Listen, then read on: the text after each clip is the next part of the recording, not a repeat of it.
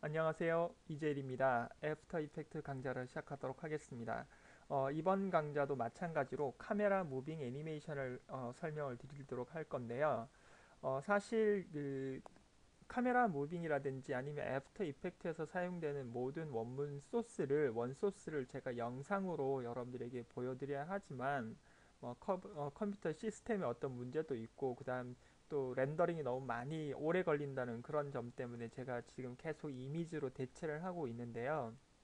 여러분들은 제 강좌를 들으시면서 그 이미지 그 소스를 영상 소스로 대처할 수 있다는 사실을 꼭 인식을 하고 여러분들이 강좌를 시청을 해주시고 그 다음에 나중에 응용을 해주셨으면 감사하겠습니다. 오늘 또 마찬가지 그 이미지를 가지고 작업을 할 건데요. 사실 뭐 애프터 이펙트라든지 아니면 영상에 사용되는 모든 것들이 원 소스가 영상이라는 것은 아니죠. 그래서 이미지를 또 사용할 수도 있고 영상을 또 사용할 수도 있고 사운드를 사용할 수도 있는데 오늘은 이미지를 영상 소스로 어떻게 우리가 조절을 할 수 있는지에 대한 설명도 간단하게 좀 드리면서 시작을 한번 해보도록 하겠습니다. 자, 그럼 먼저 여러분들에게 오늘 여러분들이 만드셔야 하는 그 결과물을 먼저 보여드리도록 하겠습니다. 자, 시작을 하도록 하겠습니다. 자, 이런 것은 뭐 여러분들이 텔레비전 화면이나 아니면 광고 또는 뭐 컨퍼런스라든지 이런 거에서 많이 보셨던 그런 전시회 영상 같은 데서 사용이 많이 되는 그런 무빙이라고 생각을 해주시면 되는데요. 필요에 따라서는 그 4개의 방향이 아니라 뭐 6개의 방향이라든지 8개의 방향까지 여러분들이 그 원소스를 우리가 배치를 시켜서 이렇게 회전을 하면서 원하는 이미지 또는 원하는 영상이 카메라 줌 또는 줌인, 줌아웃이 되는 런 효과를 만들어내실 수 있다고 보시면 되겠습니다.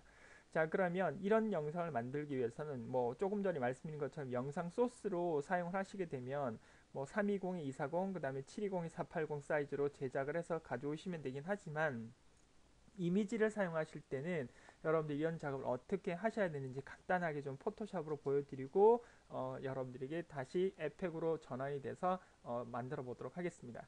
자, 그럼 먼저 뭐 제가 이것은 여러분들에게 다 리사이즈를 해가지고 여러분들이 원문 소스로 올려드리긴 하지만 여러분들이 응용을 하실 때는 포토샵 프로그램에서 어떻게 활용을 하셔야 되는지 한번 알려드리는 차원에서 시작을 한번 해보도록 하겠습니다. 자, 포토샵을 여시고요.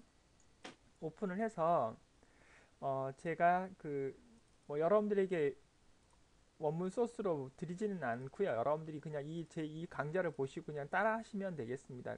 자, 그래서 이미지 이제 이 4개 이미지가 있죠. 실제로 이렇게 4개 이미지를 제가 오픈을 했습니다. 제가 이제 촬영한 이미지 소스들인데요. 뭐 이것은 뭐 그냥 제가 사진기로만 촬영한 이미지라서 영상은 아닙니다만 이것을 우리가 어떻게 표현을 해야 되는지 잠깐 보여드리도록 하겠습니다. 자, 애프터 이펙트에서 보시게 되면 저희가 컴포지션에서 뉴 프로젝트를 하나 만들 거고요. 그런 다음에 컴포지션에서 320에 240 30프레임 20초로 작업을 할 겁니다. 그래서 제가 일단 여기다가 카메라 무빙 애니메이션이라고 하고 그 다음에 무빙 그 다음에 제작하기라고 하겠습니다. 그냥 이름을 좀 달리 해야 되니까요. 그리고 사이즈는 320에 240 또는 720에 480으로 작업을 하셔도 상관이 없겠죠. 그런 다음에 듀레이션 오늘 좀 한 20초 정도로 해서 좀 크게 하도록 하겠습니다. OK 버튼 눌러보도록 하죠. 그리고 원뷰로 하시고 그다음 핏을 보시면 이렇게 구현이 돼 있을 것을 확인하실 수 있는데요. 자, 포토샵에서 작업을 해서 이제 리사이즈를 하시게 되겠죠. 그래서 이것이 실제로 디지털 카메라로 촬영했기 때문에 픽셀이 상당히 큽니다. 그래서 보편적으로 보면은 이 제목 표시줄에다가 마우스를 누르시고 오른쪽 버튼을 이미지 사이즈를 누르시고 그 다음 밑에 보시면 컨트레인 프로포션이라고 해서 이 비율을 맞추는 부분이 있죠. 그래서 이게 체크가 되어 있는 상태에서 자, 320을 써보겠습니다. 이렇게 써봤더니 이 폭은 맞는데 이 길이 값이 그쵸 높이 값이 240이 되는데 213이 나온다는 거죠. 그러면 다시 이 높이 값을 240으로 하게 되면 길이 값은 360이 나온다는 거죠. 그래서 어떤 분들은 이것을 그냥 이걸 해제를 하시고 난 다음에 그냥 이것을 320으로 하시는 분들이 계신데요. 물론 뭐 그렇게 하셔도 별 뭐 의미가 없다, 뭐 차이가 없다 이렇게 말씀하시면 뭐 제가 할 말이 없는데 사실은 이렇게 되면 이미지가 왜곡이 돼 버리게 되죠. 그러니까 다시 말하면 이미지는 항상 어디에 쓰이든지 간에 촬영한 원문의 그대로 어떤 비율을 유지를 하면서 작업을 하셔야 된다는 그런 것을 꼭 유념을 하셔야 됩니다. 그렇지 않으면 이미지가 옆으로 이렇게 늘어나거나 또는 길이로 늘어나거나, 이렇게 다시 말하면 가로 세로 중으로 종비라든지 횡비가 어떤 식으로든지 약간 뒤틀어지게 돼 있다는 거죠. 그래서 이런 방법은 권장하는 방법은 아니라고 보시면 되겠습니다. 그러면 과연 이게 어떻게 해야 되느냐?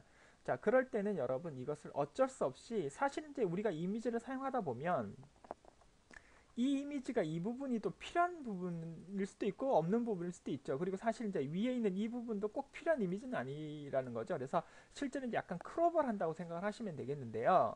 그래서 파일에서 여기서 일단 320에 240으로 이런 리사이즈를 하나 이렇게 만들어 줍니다. 그러니까 작업창을 하나 만드신다고 보시면 되겠죠. 그리고 이동 툴을 눌러서 이 이미지 이쪽으로 가져오시면 되겠죠. 자, 가져와서 컨트롤 T를 눌러서 줄이다 보면은 너무 시간이 많이 걸리니까 여기서 조금 전에 여러분 오른쪽 이미지 사이즈를 하셔서 여기 기준값을 240으로 맞추시는 거죠. 그런 다음에 오케이. 그럼 작아졌죠?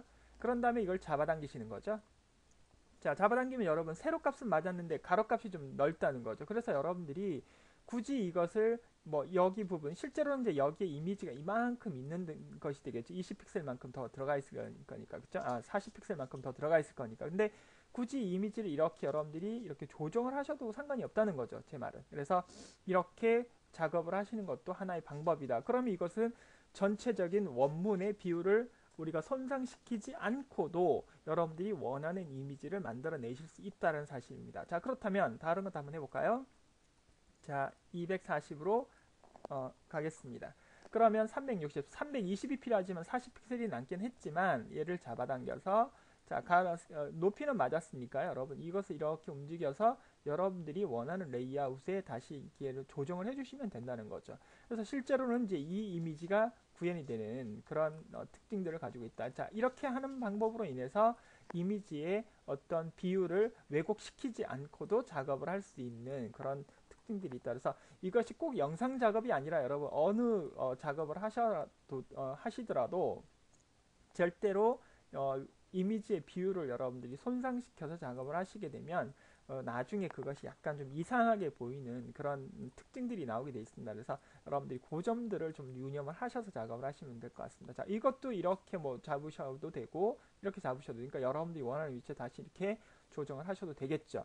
자, 그리고 난 다음에 반드시 크롭 툴을 눌러서 이렇게 잘라내시고 엔터 쳐주시면 이미지가 다시 다 이렇게 잘려져서 있는, 그쵸? 이렇게 다 잘려져 있는 걸 여러분들이 보실 수 있죠? 자, 이렇게 다 잘려져 있는 것을 보실 수 있죠. 그런 다음에 이것을 다시 뭐 하게 되겠습니다. 귀찮긴 하지만 세이브 에즈를 눌러서 뭐 이미지 1, 2, 3 해서 한 장씩 이렇게 세이브 에즈를 해서 작업을 하시게 되면 여러분들이 원하시는 영상 소스로 정확하게 활용을 할 수 있는 그런 방법들을 이렇게 말씀을 드릴 수가 있겠습니다.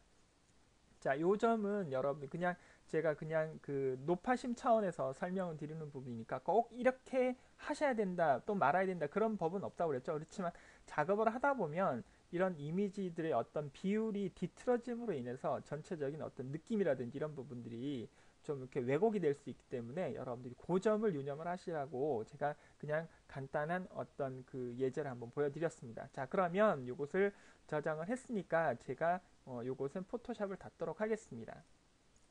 자, 이렇게 닫아서 자, 이제 에펙으로 이제 구현을 하도록 하겠습니다. 자, 조금 전에 보여드렸던 그런 이미지 영상이 이제 이런 식으로 해서 구현이 되었다라는 것을 여러분들이 확인하시면 되겠습니다. 그래서 그 부분들을 설명을 드렸고요. 자, 원본 소스들이 만들어졌기 때문에 이제부터는 하나하나 그 애니메이션 동작과 그 다음에 카메라 무빙을 이용해서 작업을 한번 해보도록 하겠습니다. 자, 요건 X 버튼, 마이너스 버튼 눌러서 시작을 하도록 하겠습니다. 자, 먼저 그 타임라인 패널에다가 컷을 클릭을 하시고 컨트롤 키하고 Y키 또는 커맨드 Y키를 누르게 되면 이렇게 솔리드 창이 나오죠. 그래서 이것을 배경이라고 하겠습니다. 배경 이미지라고 하고 320, 240 뭐 색상은 아무렇게나 주셔도 상관이 없습니다. 자, OK 버튼 누르도록 하겠습니다. 자, 그런데 이제 배경이 약간 좀 구현이 돼야 되니까 이펙트에 제너레이트에서 램프 이펙트가 보이실 겁니다. 그래서 램프 이펙트에서 램프 쉐이프를 뭐냐면 레디알로 바꿔주시고요. 시작은 여러분들이 원하시는 색감으로 바꿔주시면 되겠습니다. 그래서 약간 좀 밝은 색으로 가고, 자, 끝색은 약간 좀 어두운 계열로 갈까요? 그래서 이렇게 구현을 하도록 하겠습니다. 그래서 물론 램프를 잡아서 뭐 여러분들이 이 중심점을 이동을 시켜서 그라디언트의 어떤 모양을 바꾸신다는 것은 뭐 여러분들이 알아서 작업을 해주시면 되는 부분들이니까요. 그것은 여러분들이 잘 구현을 하셔서 작업을 하시면 되겠습니다. 자, 그 다음 프로젝트 패널에 가셔서 이제 여기에 사용될 4개의 이미지를 불러와야 되겠죠. 자, 불러오는 방법은 프로젝트 패널에서 더블 클릭을 하셔서 여러분들이 원하시는 이미지를 가져오시면 되겠습니다. 그래서 이미지 1에서부터 이렇게 4번까지 하는데 혹시나 밑에 JPG 시퀀서가 체크되신 분들은 이것이 하나 이미지가 아니라 그냥 동영상 그 이미지 그 배너처럼 들어오는 거니까 이걸 반드시 체크 해제하신 상태에서 이미지 1, 2, 3, 4를 가져오시면 되겠습니다. 그래서 열기를 하도록 하겠습니다. 그런 다음에 그대로 타임라인에 배경 이미지 위쪽으로 이렇게 올려놓으시면 작업을 하실 수가 있겠죠. 자, 이렇게 구현을 하셔서 작업을 하시면 되겠습니다. 자, 이제 여기에서 3D처럼 이렇게 외곽으로 이렇게 포지션별로 작업을 하셔야 되는 부분들이라서요. 자, 그럴 때는 반드시 여기 있는 3D 아이콘을 체크를 해 주셔야 합니다. 그래서 체크를 하도록 하겠습니다. 이렇게 4개를 하고 배경 이미지는 하지 않습니다, 여러분. 이렇게 알아두시면 되겠고요. 1번, 2번, 3번, 4번 이렇게 순차적으로 되어 있는지 확인을 하신 다음에 구현을 하시면 되겠습니다. 자, 그리고 난 다음에 이 작업을 하기 위해서 약간 좀 센터 값을 좀 돌려보도록 하겠습니다. 그래서 전체적으로 클릭을 하시고요. 그 다음에 Z 값을 좀 밀도록 하겠습니다. 뭐 꼭 밀어야 되는 건 아니겠지만 일단 P를 누르도록 하겠습니다. 영문키 P키 누르면 포지션이 나오죠. 그래서 Z 값을 한 마이너스 400 정도, 마이너스 400이 아니고 그냥 400이군요. 뒤로 밀어야 되니까요. 자, 이렇게 해서 약간 좀 뒤로 밀어주시면 되겠습니다. 그래서 이미지 1번, 2번, 3번, 4번 레이어에 있는 그 Z 포지션, 이 Z 포지션이 나오기 위해서는 반드시 이 3D 아이콘을 체크를 하셔야 된다는 사실을 기억을 하시면 되겠습니다. 자, 이렇게 해서 이 값들을 서로 양방향으로 이렇게 4개의 가구를 이렇게 배치를 시켜줄 수 있는 부분을 하도록 하겠습니다. 자, 그렇게 하기 위해서는 1번과 그 다음에 2번, 그 다음에 3번, 4번 이렇게 하셔도 좋고 아니면 뭐 어떤 분들은 이것은 여러분들이 하기 나름이니까요. 이것을 꼭 저를 따라 하실 필요 없습니다. 그래서 저는 1번, 2번, 그 다음에 3번, 4번 이렇게 배치할 수도 있는 거고 또는 이 부분을 그쵸?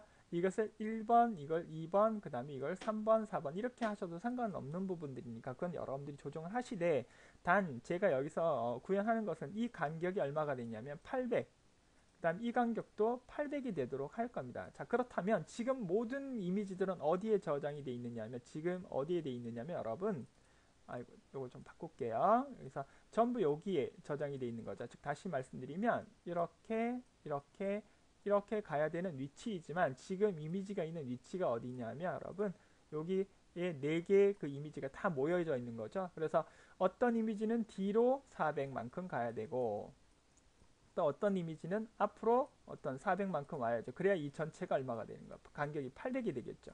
마찬가지 이것도 여기도 400만큼 여기도 400만큼 이렇게 벌어져야 되고 각도가 더 틀어져야 되는 그런 부분이라고 보시면 되겠습니다. 그래서 그 부분들을 지금부터 조정을 좀 해서 작업을 하도록 하겠습니다. 제가 그냥 이미지를 그냥 여기서 400으로 밀었지만 실제로 이제 이것을 400만큼 도 앞으로 잡아당겨도 되고 뒤로 밀어도 되는 부분들이니까요. 이걸 좀 조정을 한번 해보도록 하겠습니다.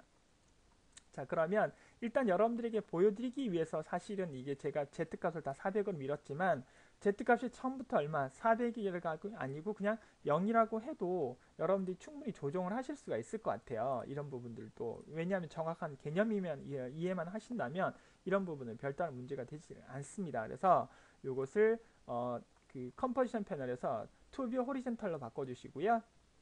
그런 다음에 하나는 뭘로 보시냐면 액티브 카메라, 하나는 커스텀 뷰로 보시면 되겠습니다. 커스텀 원뷰로 보시게 되면 이건 제가 좀 바꾸겠습니다. 여기를 액티브로 하고 여기를 커스텀 원뷰로 해서 작업을 한번 해보도록 하겠습니다. 그래서 앞으로 밀고 뒤로 미는 방법을 한번 구현을 한번 해보도록 하겠습니다. 자, 그러다 보니까 벌써 시간이 다 강좌 그 마지노선까지 왔는데요. 자, 이렇게까지 해주시고요. 다음번 강좌에서 그 연속적으로 진행을 해드리도록 하겠습니다. 자, 이번 강좌는 여기서 마무리를 하도록 하겠습니다. 수고하셨습니다.